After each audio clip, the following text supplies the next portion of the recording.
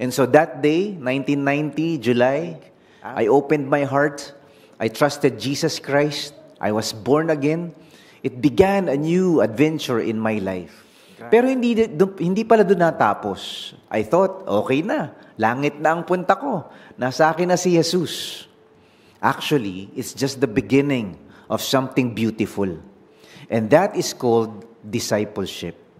Ibig sabihin, kapag katapos nating pagtiwalaan si Jesus, tayo ay ligtas na, pinatawad na, langit na ang punta natin, yung susunod daw na hakbang, ay tayo ay pinapalalim ng Diyos, binabaklas ng Diyos ang ating mga masamang ugali, pinapabanal ng Diyos ang ating isip at puso at buhay.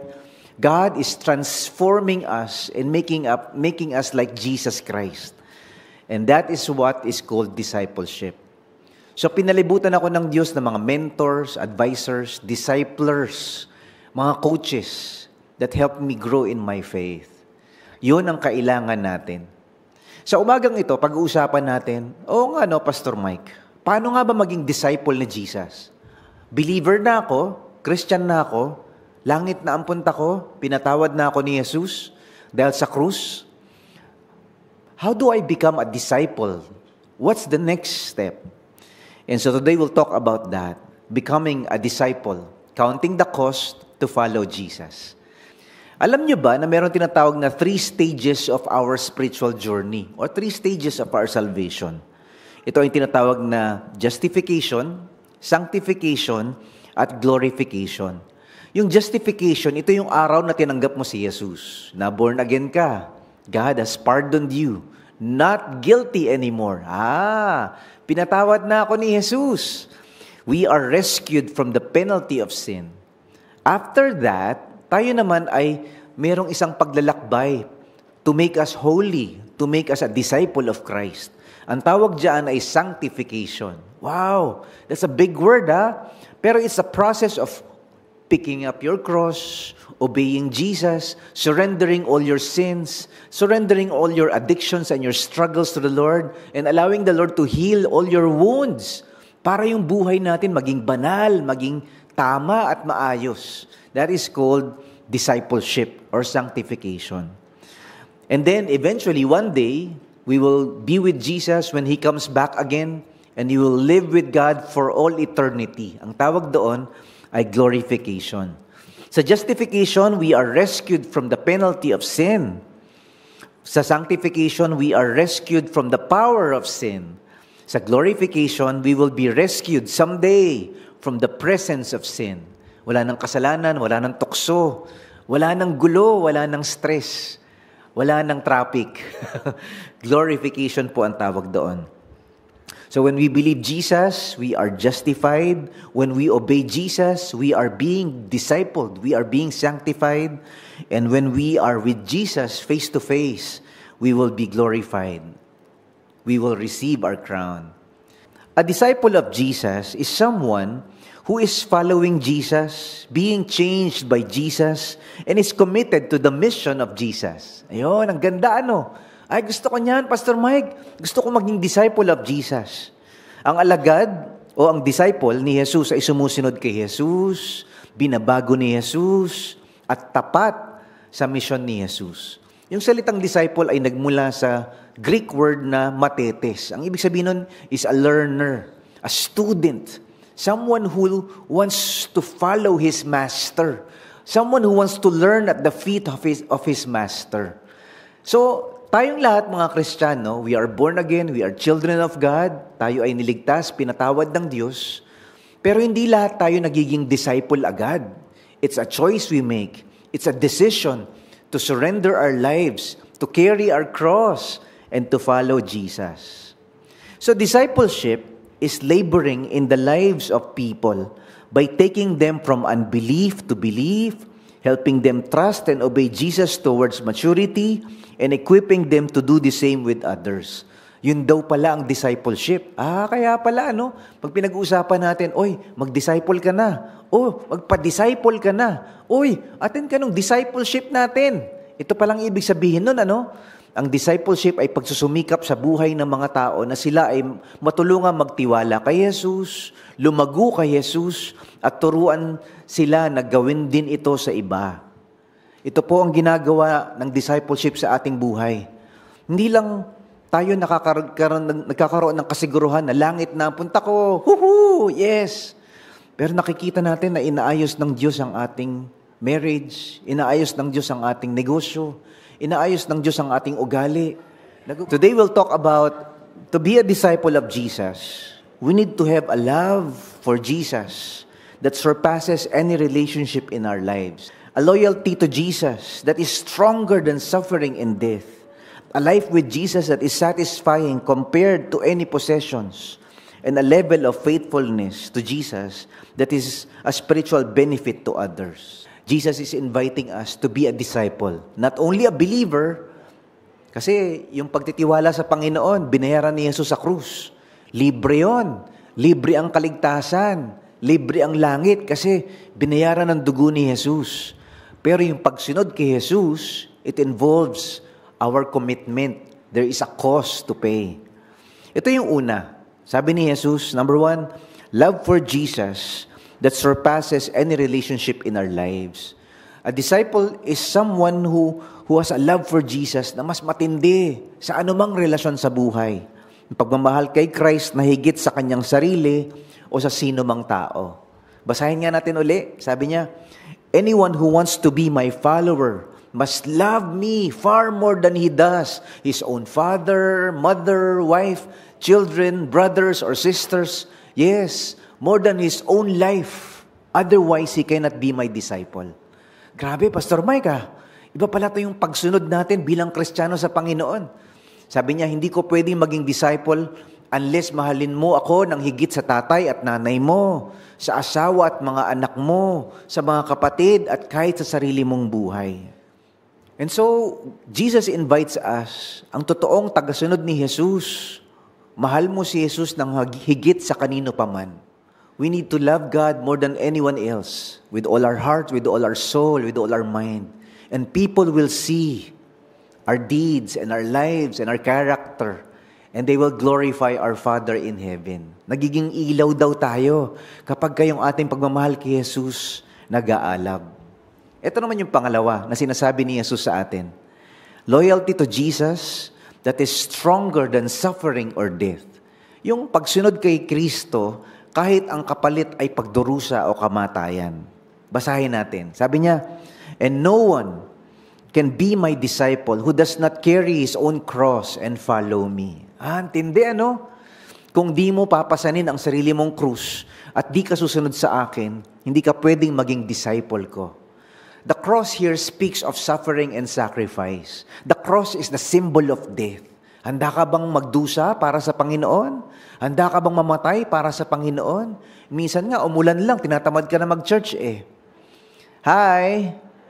Merong isang kwento ng isang grupo ng mga missionaries na nag-share sila ng tungkol kay Jesus Christ sa Northeast India.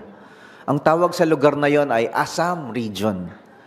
Sa Northeast India, lahat ng mga tao hindi Christian, hindi nila kilala si Jesus. So itong mga missionaries na to nagtiyaga, kahit na inaaway sila, kahit na gusto silang saktan at patayin, kahit galit yung mga tao doon dahil ang kinikwento nila ay tungkol kay Jesus. Pero may isang pamilya na nagtiwala kay Jesus. One of the families in this tribe, the Assam region tribe, was converted to Christ. They decided to trust Jesus Christ. The whole family. Yung tatay, yung nanay, at 2 maliit nilang anak. Ang problema, dahil yung tribo, bawal sa kanila yung maging Christian. Bawal sa kanila maniwala sa mga missionaries. Hinuli nila, ginapos nila tong pamilya na ito. Tinali nila sa puno yung tatay, tinali nila sa puno yung nanay, tinali nila sa puno yung 2 maliit na bata. At meron silang mga sibat. They are ready now to kill the family unless they renounce their faith. Ang kondisyon lang, para mabuhay kayo, para hindi namin kayo panain lahat, ay talikuran ninyo si Jesus. At sabihin nyo na hindi na kayo Christian. At nilalaglag nyo na yung faith ninyo. That's the only condition. So, unang tinutukan, sabi niya yung tatay, handa ka ba? Talikuran si Jesus. Renounce your faith, sabi nila doon sa tatay. Hindi, papatayin namin yung 2 mong anak. Ay, umiiyak yung tatay. Wag po, maawa po kayo.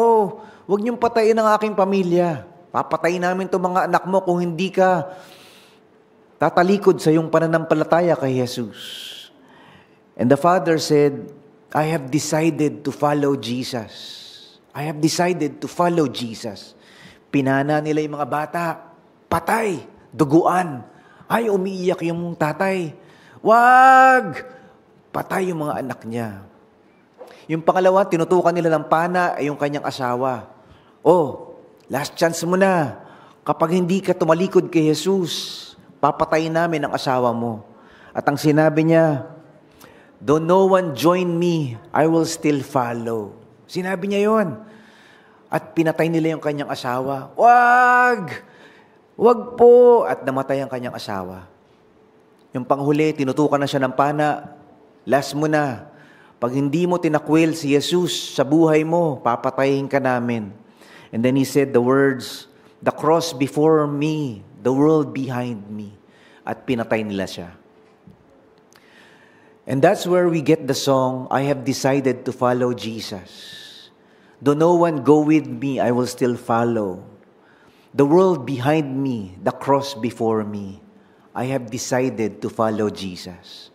Nung makita yon nung chief, nung tribo, at makita ng mga tao yung kamangha-manghang pananampalataya ng pamilya, that they're willing to die for Jesus. Naging Kristiyano yung chieftain ng tribe, at buong tribo naging born-again Christian. Praise God. Palapakan natin ang Panginoon. Ito yung sinasabi ni Jesus. Kung handa ka sumunod sa akin, kahit minsan mapait, masakit, matindi, at buhay ang kapalit, you need to be willing to carry your cross and follow me. Dito sa bansa natin, malaya ang religion. Hindi tayo kinukulong, hindi tayo hinuhuli, hindi tayo pinapatay dahil kay Jesus.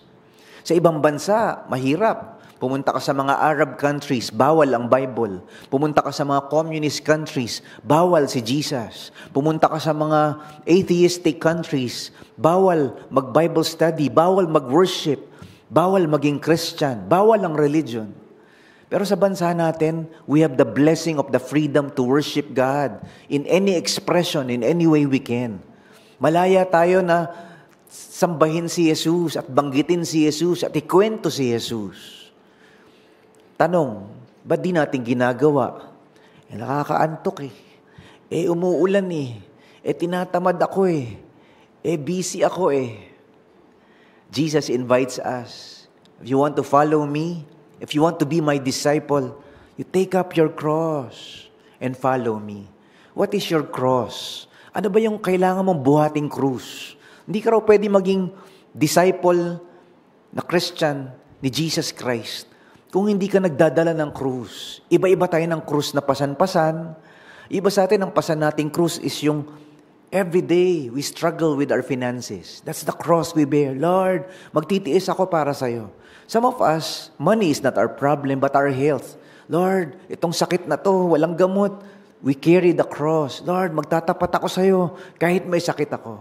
But some of us, yung cross natin is mga tao na inaaway tayo, pinagtatawanan tayo dahil sa ating pananampalataya. Lord, titiisin ko to. This is the cross I bear.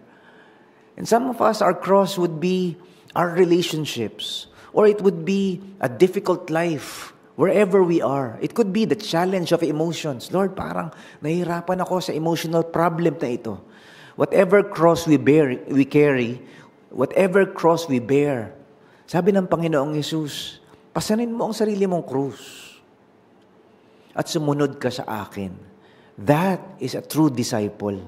Sabi ni Jesus, discipleship is following me even when it hurts. Sabi ni Jesus, discipleship is surrendering your life to me even when you go through suffering and pain. Kahit masakit, Lord, susunod ako sa'yo. Kahit ang hirap-hirap, tanggalin itong yabang na to, Lord, gagawin ko. Kahit ang hirap-hirap, patawarin ng mokong na yun, papatawarin ko, Lord, dahil sinusunod kita. Lord, magbibigay ako, magpaparaya ako, magmamahal ako kahit masakit.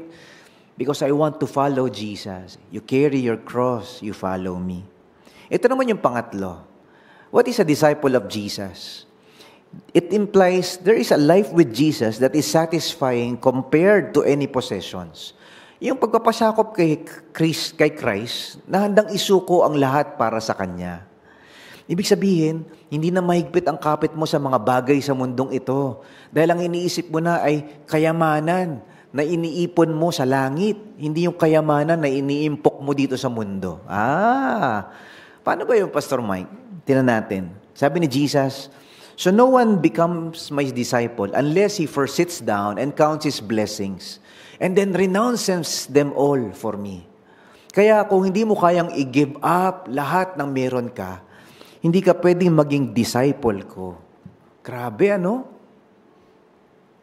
Yung handa kang magbigay at mag-give up ng mga meron ka kahit masakit.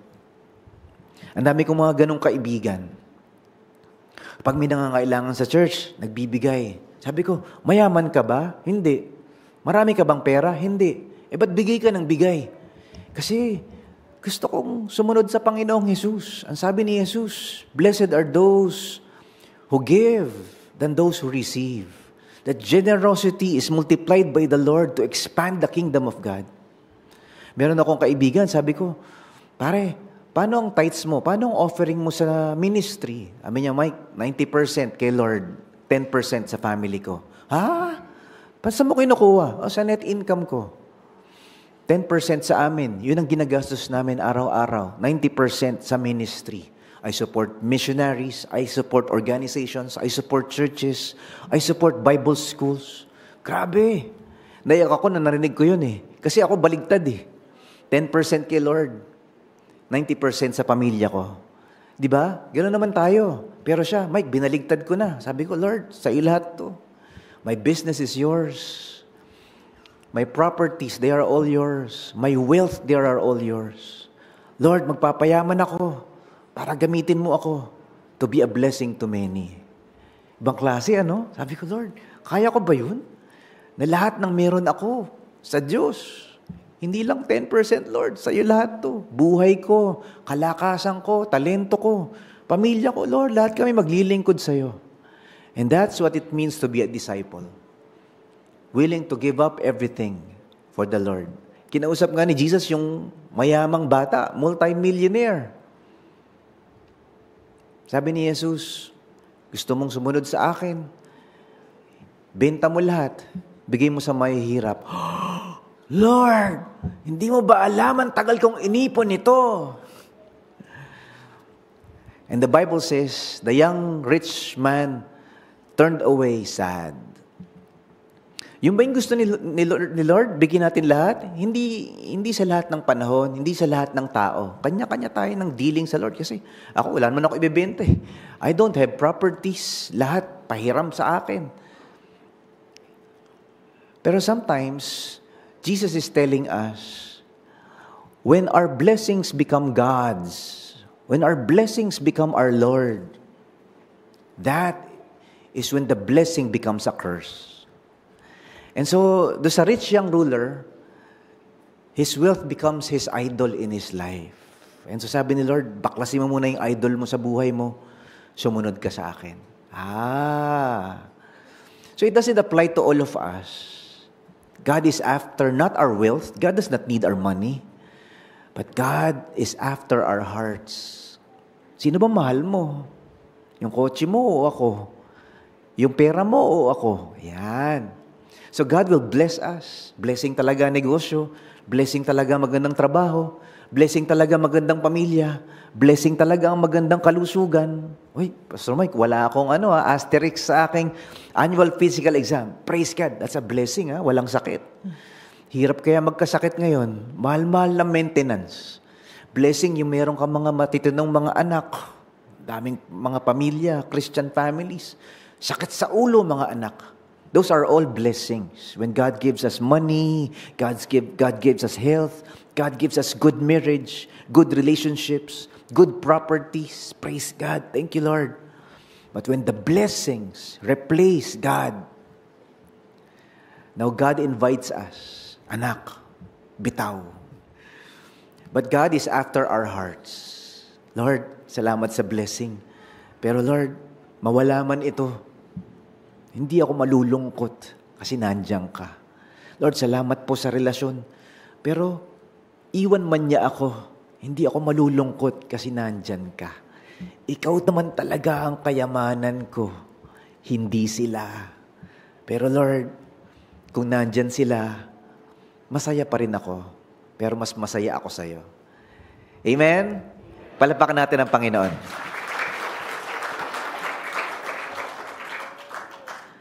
Yun ho ang mga binabaklas ng Diyos sa buhay ko. Lord, mahal kita. Turungan mo nga akong mahalin ka pa ng tama. So that's why the disciple of Christ has a deeper source of joy na hindi kayang ibigay ng mundo. Nalugi yung negosyo, hindi tayo tumatalon sa building. Iniwan ng mahal, hindi ka nagpapakamatay, hindi ka sumusuk. Ayoko nang mabuhay, wala na siya. Because we have a source that is deeper than any relationship. That's why Jesus is calling us not only to believe, but also to follow. Discipleship. Ito pa yung pang-apat. This is the last. Jesus is inviting us to a type of discipleship where the level of faithfulness to Jesus is a spiritual benefit to others. Yung sumusunod ka kay Jesus, tapos maraming nabibless. Sabi niya, yung pamumuhay ng tapat kay Christ upang ang buhay ay maging kapaki-pakinabang sa iba. Ganda nito. Ito yung favorite ko eh. Sabi ni Jesus, what good is salt that has lost its saltiness? Flavorless salt is fit for nothing, not even for fertilizer. Alam niyo ba yun? It is worthless and must be thrown out. Sabi niya, okay ang asin, pero pag wala ng alat ang asin, paano uli ito mapapaalat? Wala na itong silbi sa lupa o sa tambakan ng dumi. Kaya itatapon na lang ito. Makinig ang may mga pandinig. So kapag tayo daw ay sumusunod sa Panginoon, nakikita sa buhay natin, nakikita sa ating ugali, nakikita sa ating mga salita, nagiging ilaw tayo. And Jesus uses the metaphor, the symbolism of the salt. Tingnan niyo ang mga asin. Sabi niya, may dalawang purpose ang asin. Una, pampalasa. Mag-isip nga kayo ng mga ulam na walang asin. Di ba? Parang, ayoko. Di ba? Walang lasa, di masarap. Kasi walang asin. Ang asin din ay preservative. Nilalagay yan sa mga karne para hindi mabulok. Nilalagay yan sa lupa para hindi pestehin yung mga pananim. Yan ang gawa ng asin. Pero pagka wala na daw siyang alat, parang walang silbi. Ano yan? Tatapon na lang yan So Jesus is talking about our lives, our Christian lives. We are salt. Wala daw lasa ang buhay sa mundo kung walang mga born-again Christians. Wala daw magpipreserve sa tama. Puro mali ang mangyayari kung walang mga anak ng Diyos. And that is why Jesus is telling us, if you follow me, your lives should make an impact. May epekto sa buhay ng mga nakapaligid sa iyo. Nahahawa sa kabaitan mo yung asawa mo. Naaamoy, naaninag ng mga anak mo yung kagandahang loob mo. Nararamdaman ng mga empleyado mo yung pagkakristyano mo. At ramdam ng mga kaopisina mo na si Jesus talaga ang sinusundan mo. Hi! Problema, marami daw Christian, ang kakapal ng Bible, pero kakapal din ang mukha. Ano? Ang dami niyan, nako. Kalungkot. Pero hindi pa naman tapos ang Panginoon sa kanila. Patuloy lahat naman tayo. We are imperfect. We are following the Lord and we're struggling. Meron tayong mga tukso sa buhay natin. May mga ugali. May mga karga tayong mga salbahing ugali nung hindi pa tayo Christian. Mga bisyo at mga pag-iisip na dapat ayusin at linisin ng Panginoon. And so the more we grow in Jesus, the more our lives become holy, the more our lives are transformed and bear fruit and more Christ-like. Amen? Palapakan natin ang Panginoon. Praise God. Pero kailangan mo ng discipleship. Kailangan meron kang small group. Kailangan lagi ka nagbabasa at nag-aaral ng salita ng Diyos. That's what it means to be a disciple, to be a learner, to be a follower of Christ. So, tandaan nyo to. To be a disciple, we need to have a love for Jesus that surpasses any relationship in life, a loyalty to Jesus that is stronger than suffering or death, a life with Jesus that is satisfying compared to any possessions, and a level of faithfulness to Jesus that is a spiritual benefit to others. Today, we talked about 4 beautiful, powerful truths about being a disciple. To be a disciple of Christ, we need, number 1, love for Jesus that surpasses any relationship in life. Yung pagmamahal kay Jesus Christ na higit pa sa kanino pang tao. Number 2, a loyalty to Jesus that is stronger than suffering or death. Yung pagsunod kay Jesus na handang harapin ang pagdurusa, handang magsakripisyo, even ang kamatayan handang harapin para sa Panginoon. Number 3, ang disciple daw ay merong buhay, a life with Jesus that is satisfying. Yung ang sarap-sarap, Panginoon. Wala ka namang pera, ang himbing ng tulog mo. Baon ka sa utang, ang tamis ng ngiti mo. Hindi ka naman sikat, hindi ka naman mayaman, pero kontento ka. Dahil kay Jesus. Satisfying life compared to any possessions. Hindi naman talaga paramihan ng pera, o paramihan ng alam, o paramihan ng kayamanan, o tagumpay. Palaliman ng pagtitiwala sa Diyos ang sikreto sa buhay. Number 4, a level of faithfulness to Jesus that is a spiritual benefit to others. Na yung buhay mo, nakikita si Jesus. Yung ugali mo, nakikita si Jesus. Yung ugali mo, ugaling Jesus. Yung relasyon mo, nakikita ang Panginoon. Nakikita yung kanyang ugali. Tayo pong lahat ay tumayo. Let's all stand as we pray. Father, we thank you, Lord, for your message for us today. For reminding us what it means to be a disciple of Jesus. Salamat, Panginoon, sa iyong pagpapaalala at pagpapalo at pagpapala. Kung ano nga ba talagang ibig sabihin na maging alagad ni Jesus. Thank you, Lord, dahil lahat kami, binigyan mo ng pagkakataong maligtas. Pero hindi pala doon nagtatapos. Ito pala ay simula.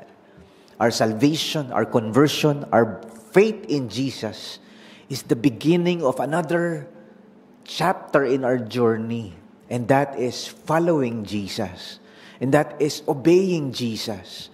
And that is living for Jesus. And that is surrendering to Jesus. Lord, help us to be faithful disciples of the Lord.